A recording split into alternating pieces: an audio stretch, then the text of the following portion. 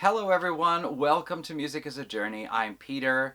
Today's topic is going to be about a compilation series that I was thinking to talk about in a video sometime down the road. However, the opportunity has come up to push this up to, well, now. You see, Jack at the Vinyl Martini YouTube channel is celebrating 3 years in the vinyl community by having a contest, and his contest is very simple. 1, shout out a channel, and 2, talk about a comp or any number of compilation albums you want. The contest prize is quite simple. Jack has already dealt it out. He has donated money to the food bank, and I guess if you win the contest, you can somehow pat yourself on the back and say that you donated to the food bank, or I don't know. I think Jack would have donated anyway, regardless of there being a contest or not, and probably he has done so on multiple times because I'm sure he is just that kind of a person. Okay, so anyway, we'll take a look at this compilation series plus a couple of extras, and as well shout out a channel. So I'd like to shout out a channel that I just discovered a couple of days ago. It's a channel called Thea Again. I'm of course going to leave a link to Thea Again's channel in the description, as well as to Jack's contest video. Any other pertinent links that I will refer to in this video will also be in the description, so please take a look there. So I was watching, I think it was Ben Rankin's video for the Sad Bastard vinyl tag thing, and one of the recommended videos, the one immediately below his video on my iPhone, was a face of a woman who was doing this Sad Bastard vinyl tag, and I thought, okay, I don't know so many women out there in the vinyl community, and what does she have to say? And that was Thea Again. I watched her video about her entry for the Sad Bastard vinyl tag thingy, and I really liked what she did. So I have since watched 2 other tags of hers. I think one was the summer vinyl tag, and the other one was probably the 2025 vinyl tag, which is out there now. And I really enjoyed all 3 of her videos. Her presentation style was just the style I like, where she either tells a personal story of her experience buying the album or with the music, or she will talk about something related to what was going on with the band or the artist at the time of the recording of the album, or, you know, the success of the album.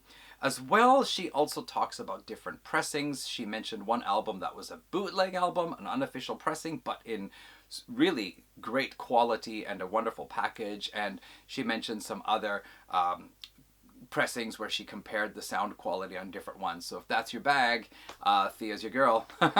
Okay, and Thea is a woman who is from New York. However, she is currently living in Cork, Ireland. So she's gone from being a New Yorker to a Corker, I guess. Anyway, check out Thea Again. She has other videos on her channel, and I'm not sure what they are about. I'll take a look later on, but for now, those tags of hers are really good. Okay, so what is this compilation series I'm going to talk about for Jack's contest? Well, you can see back here, this is it. This is Big Shiny Tunes. This is the first album in a series of, was it 16 albums or 17 albums? Something like that. I was just reading about it on Wikipedia. There's a Wikipedia article on the Big Shiny Tunes series. As well, I found a CBC article about it, which I will leave the link for in the description. And then there is a channel called Rock and Roll True Stories, I believe. I will leave the link down below as well. And he did a video, it's about 10 minutes long, talking about the Big Shiny Tunes compilation series. So what makes this so special? Well, first of all, this was put out by Much Music, which was Canada's music channel, and if you were a francophone, it was Musique Plus. They released the very first one, this one here, in 1996. And how this came about was that there was a compilation released, I think it was from Universal Records, called Absolute 90s. Okay, I'm pulling straws out of my head right now, but this compilation did fairly well, but there were some things about it.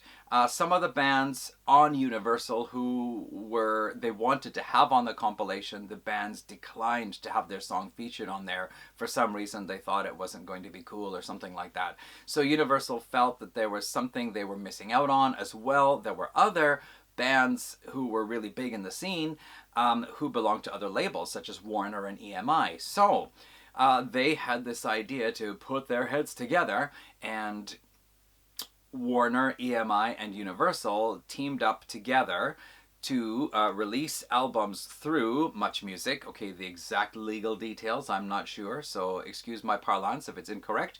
But this is how it worked. Every year, just at the beginning of December, just in time for the Christmas stocking stuffers, Big Shiny Tunes. Much Music would release a new Big Shiny Tunes album featuring some of the best popular rock songs, alternative rock, emo, whatever. It was quite a variety of the year that they played on their station, and that were also big sellers for those three labels. But it was more than just that, because they would also feature lesser known bands who had some pretty good singles, but you know, they just weren't up there with the big boys and girls. And then, being a Canadian music station, they also added in songs from Canadian artists who had very popular songs, or again, like the lesser known bands but had really good singles on the radio in Canada but weren't really known outside of Canada.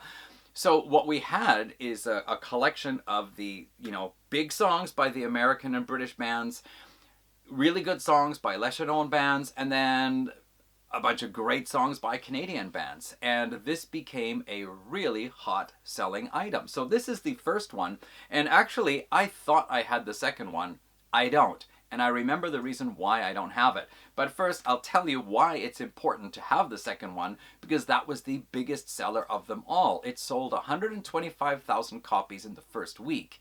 And up to now, the most recent figures is something like 1.233 million copies, which is the best seller out of the entire series.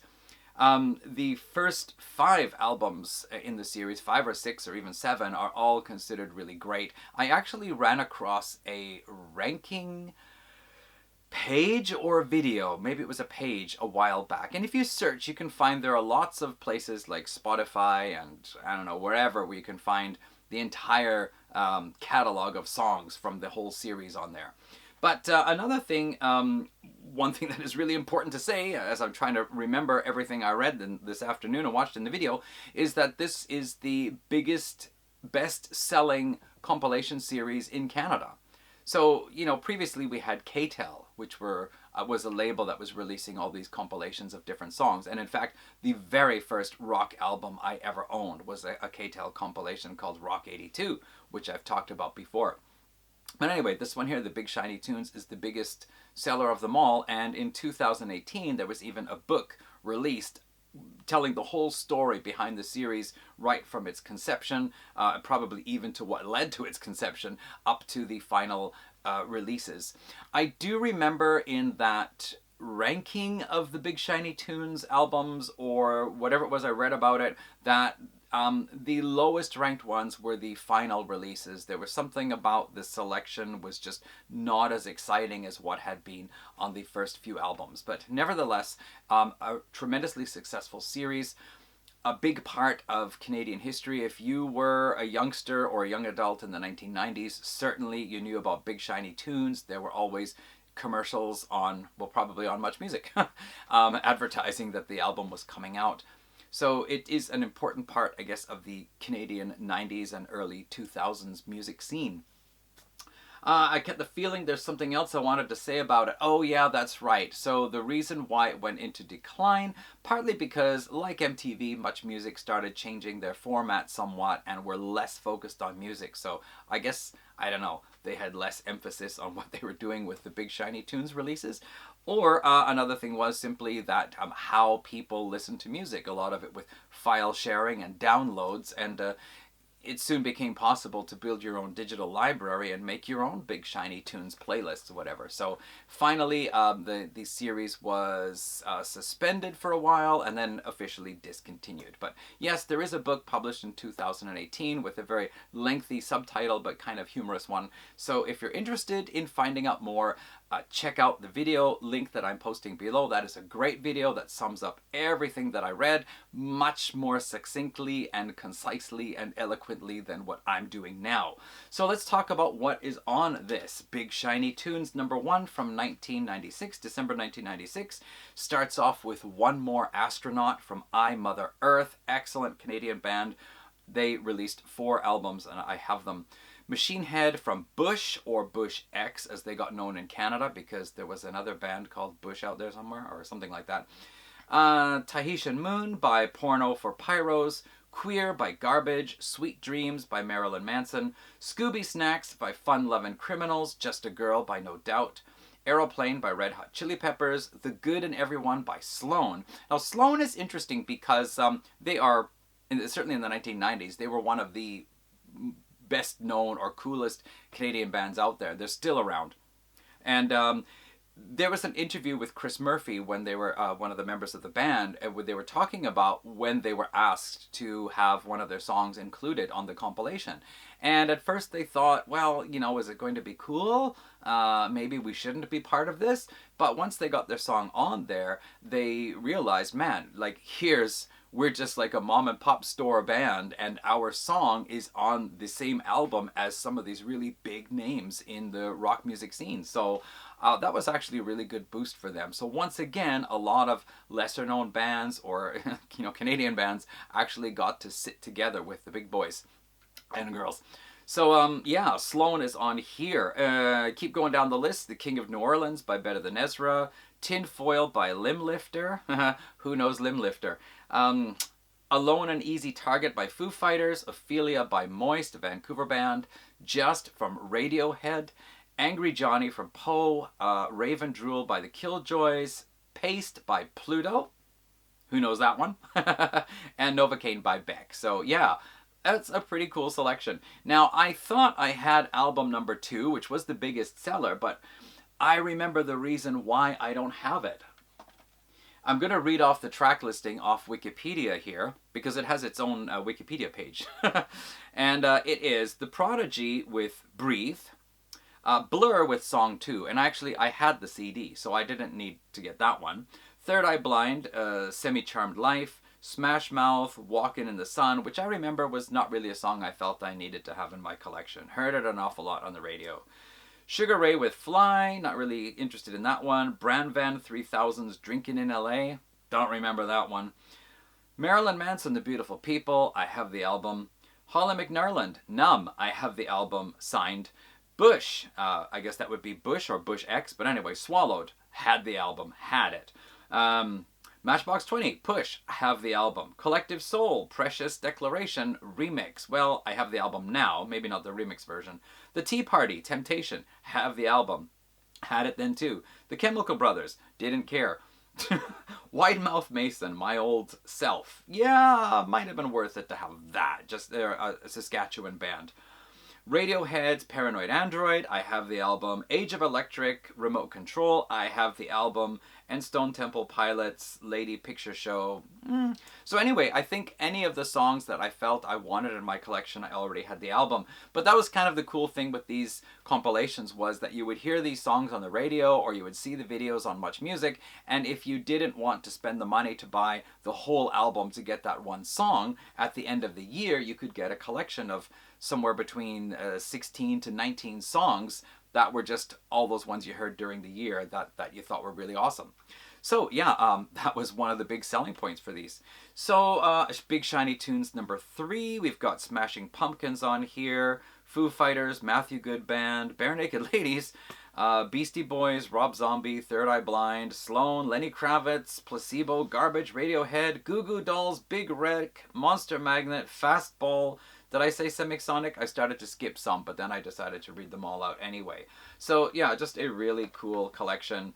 Big Shiny Tunes 4. Yeah, I actually followed this along for a while. Lenny Kravitz, Moist, Sugar Ray, Matthew Good Band, Blink 182, Goo Goo Dolls, Fatboy Slim, Kid Rock, Bowwidaba, the one that sounds like Fred Flintstone having a seizure. Smash Mouth, The Tea Party, Chemical Brothers again, Orgy, Red Hot Chili Peppers, I Mother Earth, Silverchair. Hey, hey, hey, there's someone from not from the big three, US, UK, and Canada. Probably there were others too. Serial Joe and Econoline Crush. Yeah, so what more do you want to know? Do you want to know what's on number 5? All right, well, let's see here. Matchbox 20, Matthew Good, Three Doors Down, Stone Temple Pilots, The Bloodhound Gang, Treble Charger, Filter, Everclear, Blink 182, Limp Bizkit, Wheatus, Red Hot Chili Peppers, Sum 41, Deftones, Disturbed, Jay Englishman, Kid Rock, and Nickelback. So Nickelback actually hold the record for the band that appeared on the most of these compilations. I think they were on 7 of all the compilations, so yippee for them. And then there was also this Big Shiny 90s, which was I guess it was part of the same series. And by the way, the Big Shiny Tunes was kind of partly inspired by R.E.M's Shiny Happy People song, allegedly. So the print is a little bit smaller, but this is a double disc. And it's more or less a lot of the same, but I think there wasn't any overlap. I see Blink 182, Damn It, and U2, Mysterious Ways. Oasis is on here, Fatboy Slim, Kid Rock, but a song that is not either of the other two. Matthew Good Band, Radiohead, R.E.M., Live, Big Wreck, Matchbox 20, Silverchair Again, The Cranberries, Bush, The Cure. You know what? I gotta get these into my phone. I gotta get these into the computer and onto my phone. Yeah. I think there isn't really any overlap. I might be wrong, but I would dare to say that all the bands featured on here, their songs are not the songs that are featured on any of the other albums I've talked about. So, again, the series went up to something like 16 or 17 albums, and I think they also later on did some other ones in the series, like a pop one, whatever, I'm not sure. So anyway, as I was pulling those out of the drawer where I was keeping my comps, I happened to find 2. One of them I hadn't thought about for a long time, and another one I forgot that I have. So this is Fat Music Volume 5, Live Fat, Die Young. And this is a compilation from Fat Records, which I remember buying in the store a long, long time ago. And there are a lot of really cool songs on here. Me First and the Gimme Gimmes is on here. The Swingin' Utters, I like that one. There's Snuff, there's Tilt, there's Weasel, that was a good one. Lagwagon, No FX, Consumed, Strung Out, Good Riddance, Anti-Flag, No Use for a Name, Zero Down, Sick of It All, Fabulous Disaster. I thought there was L7 on here, no? Well, anyway, yeah, this is just a really fun and cool album of a collection of songs from Fat Records. And then one other one, it looks like I picked it up for 100 yen plus 8 yen tax. It's now 10 yen tax, called Punkorama. What label is this? It looks like it says Epitaph. And this Punkorama, well, let's see, we have got, what do we have on here? I can't read that. Millencolin.